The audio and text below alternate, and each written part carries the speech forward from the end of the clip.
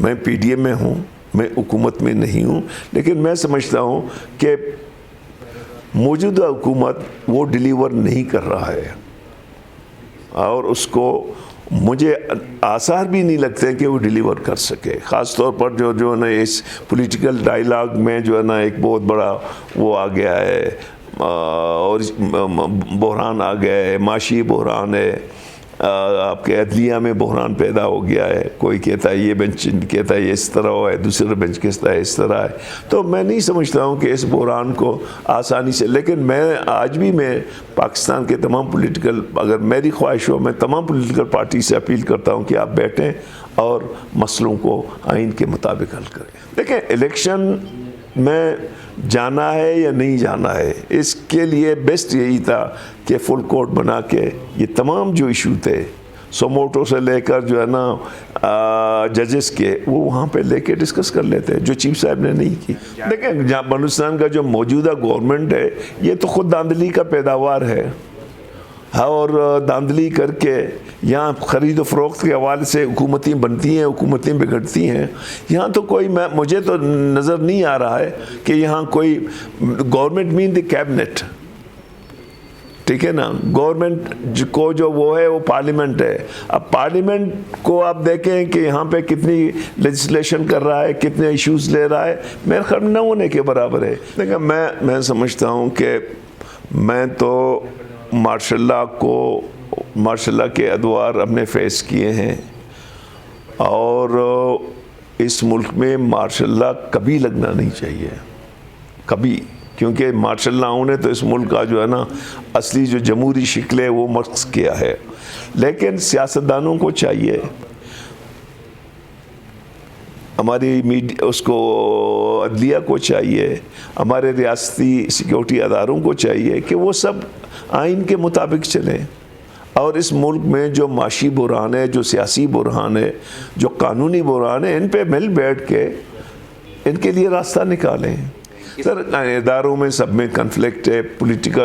Politician versus politician, ججز versus ججز، media versus media, bureaucracy versus bureaucracy, and اپنے establishment versus establishment, تمام اداروں میں ایک کنفلکٹ موجود ہے، کہیں پہ زیادہ ہے کہیں پہ کم ہے، بٹ وہ ایگزسٹ کر رہے ہیں۔ میں سمجھتا ہوں کہ میں ایک آدمی کو ذمہ دار کو نہیں سمجھتا ہوں، میں کہتا ہوں اوورآل جو ہماری سسٹم ہے وہ ٹھیک نہیں ہے۔ ہماری سیاست میں عوام کی بالادستی کو کوئی قبول نہیں کرتا ہے، پارلیمنٹ کی بالادستی کو کوئی قبول نہیں کرتا ہے۔ ہماری جو اسٹیبلشمنٹ ہے، چاہے وہ بیوروکریسی ہے یا فوج ہے، اس کو منتخب حکومت کے نیچے ہونا چاہیے، جو اس کو نہیں مانتے ہیں۔ جوڈیشری کو اپنی آئینی اختیارات استعمال کرنی چاہیے، اور اگر وہ آئینی اختیار استعمال کر لیتا تو اس میں اتنی بڑی دراڑ نہیں پیدا ہوتی تھی۔ تو میں یہ سمجھتا ہوں کہ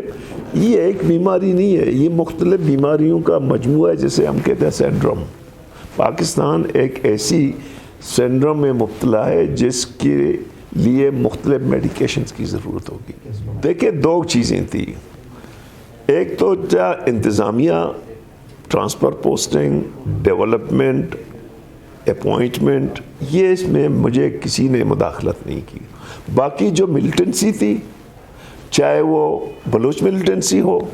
چاہے وہ مذہبی ملیٹنسی ہو، اس میں کوئی چیز میرے ساتھ شیئر نہیں کیا، کیونکہ وہ ڈائریکٹلی فیڈرل گورنمنٹ کے کنٹرول میں تھے۔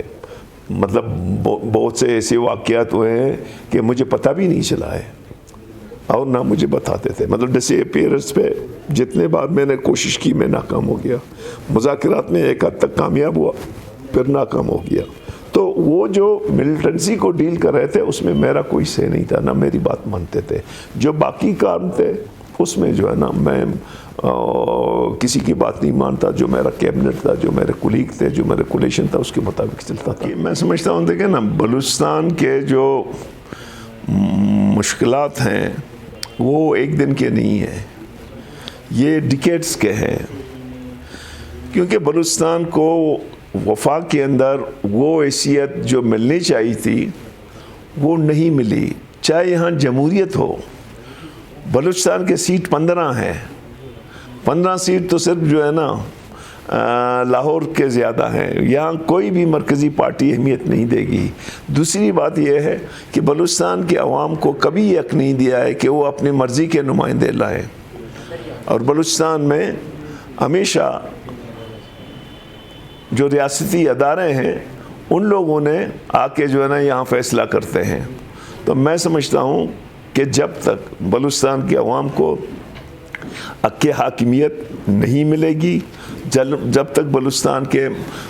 وسائل بلوچستان کے ہاتھ میں نہیں ہوں گے، اور بلوچ ملیٹنسی کو آپ جب تک مذاکرات کے ذریعے حل نہیں کریں گے، بلوچستان کے مشکلات روز بروز بڑھیں گے وفاق کے ساتھ۔